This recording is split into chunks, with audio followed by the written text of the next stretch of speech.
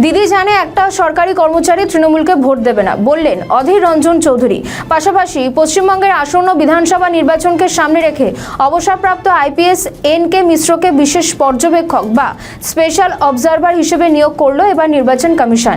এই নিয়েও প্রতিক্রিয়া দেন অধীর রঞ্জন চৌধুরী। কি বলেছেন শুনুন।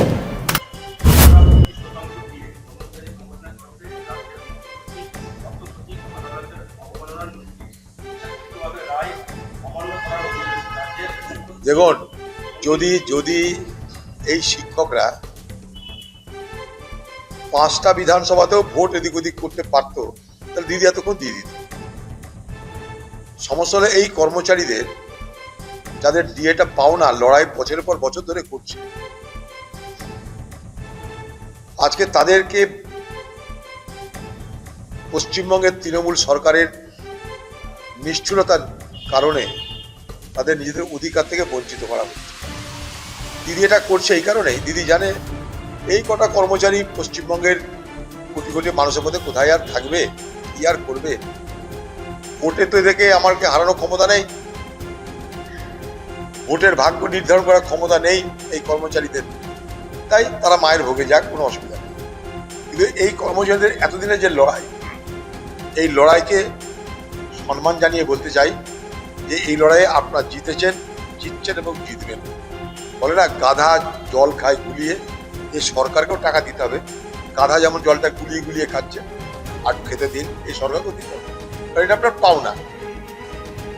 যেহেতু ভোটের বাজারে আপনি ভোট নিয়ন্ত্রণ করতে পারেন না, কারণ দিদি জানে একটাও সরকারি কর্মচারী, এই ধরনের কর্মচারী, এরা তৃণমূলকে ভোট দেবে না।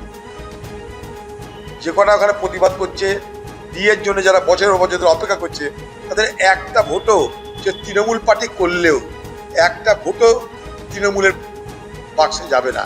তাই টাকা দেওয়া বন্ধ করবে, যা হয় হবে।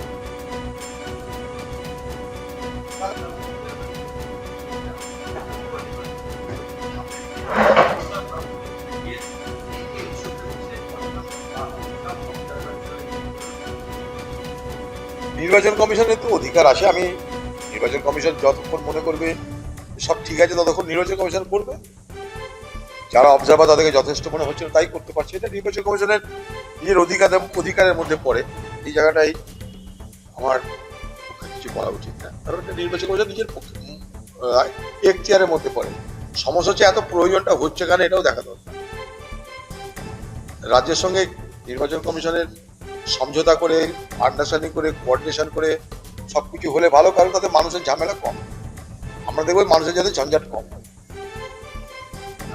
আমাদের ভিডিও ভালো লাগলে লাইক ও শেয়ার করুন, কমেন্ট সেকশনে আপনাদের মতামত জানান। আরও ভিডিও পেতে আমাদের চ্যানেলটিকে সাবস্ক্রাইব করুন এবং প্রতি মুহূর্তে খবরের আপডেট পেতে প্রেস করুন বেল আইকন।